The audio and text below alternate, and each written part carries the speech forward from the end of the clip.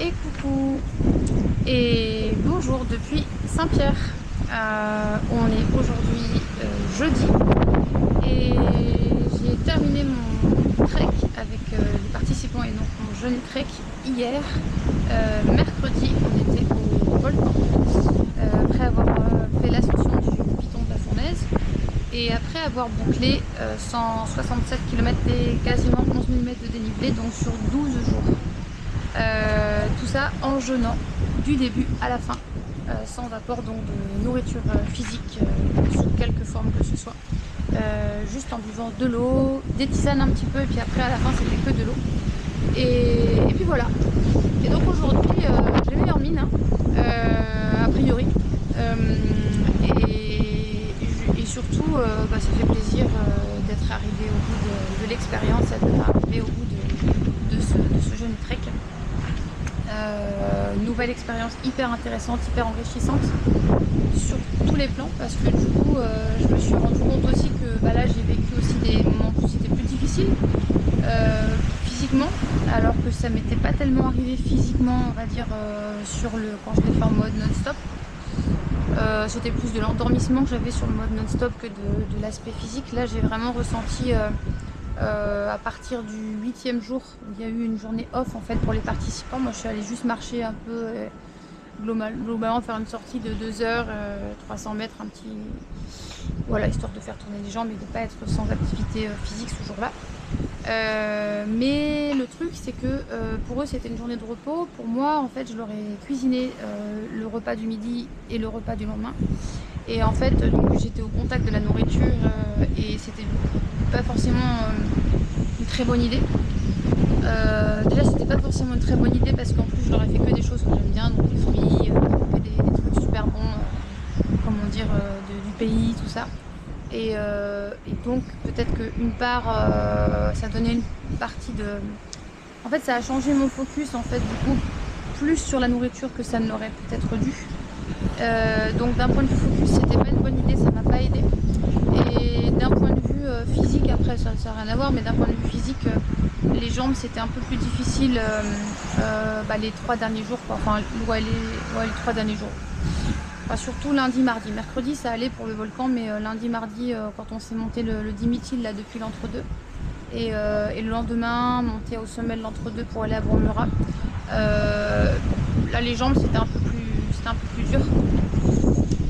Donc j'ai eu un petit coup de tension aussi, je sentais que voilà c'était plus un passage à faire, quoi. Je sais pas si ça a libéré quelque chose à l'intérieur ou s'il y a des choses qui ont émergé ou quoi au caisse. Mais au 8e jour quand on était sur Sillaos, je me suis sentie un peu plus contractée, un peu plus tendue et ça s'est répercuté dans le corps aussi. Voilà, et après c'est la joie simplement de se dire que aïe on l'a terminé, parce que mercredi finalement je me suis réveillée avec une bonne énergie, une bonne pêche.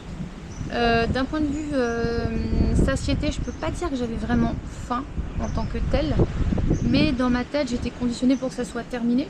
Donc je me faisais une joie de le terminer et puis de reprendre la nourriture. Mais je peux pas dire que c'était vraiment par rapport à la faim. Sur l'aspect satiété je parle. Après sur l'aspect plan physique, je pense que ça fait du bien à mon corps là de remanger des bons fruits, de remanger des bonnes choses, de reprendre du poil de la bête. Tout à l'heure j'étais avec un ami à boire un thé et il me disait que, je lui ai raconté donc l'expérience de jeûne et trek. D'ailleurs je vous salue Julien si tu regardes cette vidéo un jour.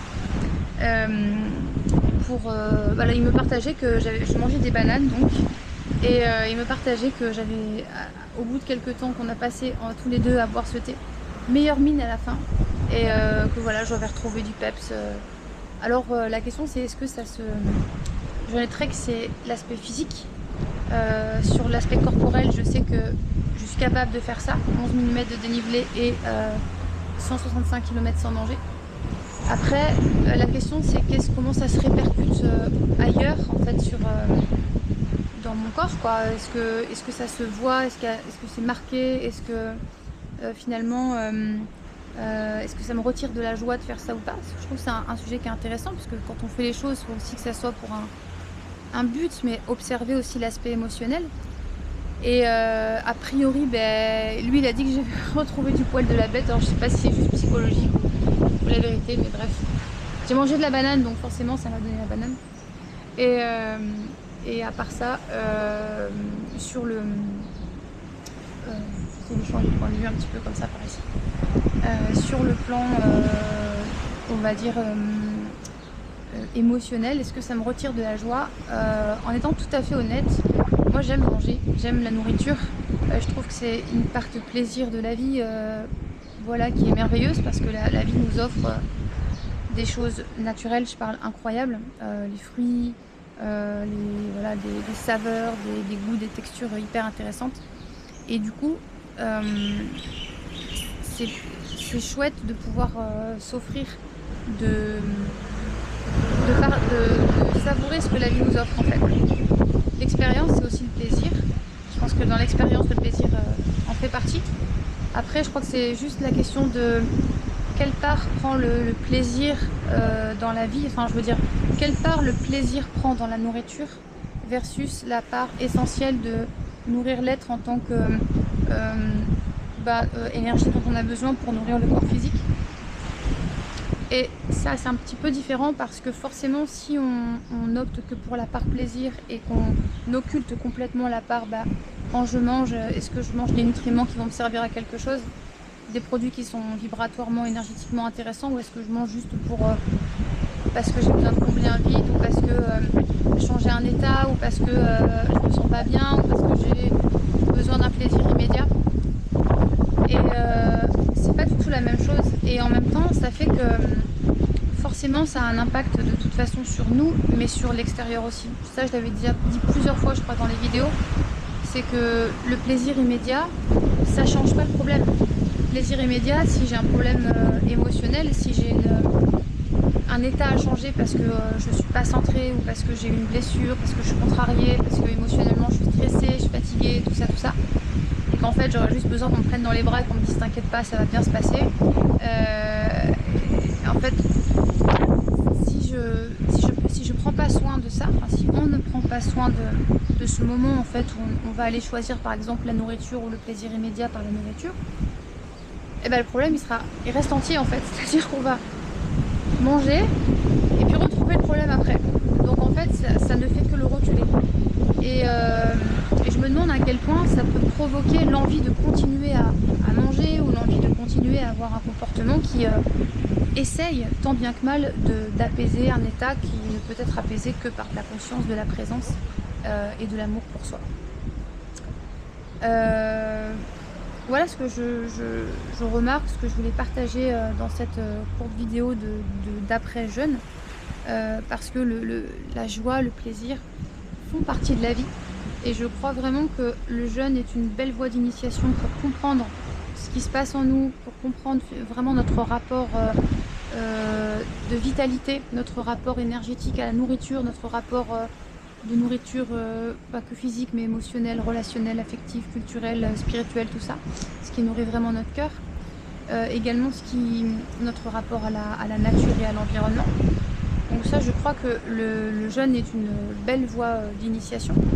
Et je crois aussi qu'il ne faut pas oublier à quel moment la joie est toujours là pour nous. À quel moment on est joyeux en fait. Est-ce qu'on peut juste savourer un fruit sans se gaver? Est-ce qu'on peut juste apprécier que les mangues, là, nous, on est à La Réunion, il y a des mangues là qui poussent, là, je sais pas si vous arrivez à les voir là, hop, dans l'arbre là-bas, là, ici c'est le paradis du fruit, c'est le paradis de la vitalité, c'est vraiment tout ça, on a déjà dit. Est-ce qu'on peut savourer les produits de notre mère la terre, notre mère nature, sans en faire comment dire, un trop qui viendrait en fait finalement saturer le plaisir initial et masquer en fait la raison pour laquelle à la base on se nourrit. C'est intéressant parce que voilà, ça peut se poser la question pour plein de choses, hein. Le trop, à un moment donné, je crois que le trop, c'est de toute façon l'excès est nuisible au bien. Et trouver le milieu, c'est pas évident, et puis c'est pas forcément ce qu'on demande non plus. Je crois que ce qui est intéressant, c'est de vivre l'expérience telle que l'âme et telle que la présence a envie de la vivre au moment où on la vit. C'est juste de poser la conscience sur ce qu'on est en train de faire. Tiens, quand je mange, est-ce que j'ai faim ou est-ce que je mange par habitude? Tiens, si je mange ce fruit, est-ce que je sais d'où il vient? Comment il a été cultivé? Est-ce que j'ai conscience que s'il est cultivé de manière naturelle, il sera bien meilleur pour moi que s'il est cultivé de manière chimique? Forcément, il va me polluer, quoi. Et s'il me pollue, il pollue l'extérieur.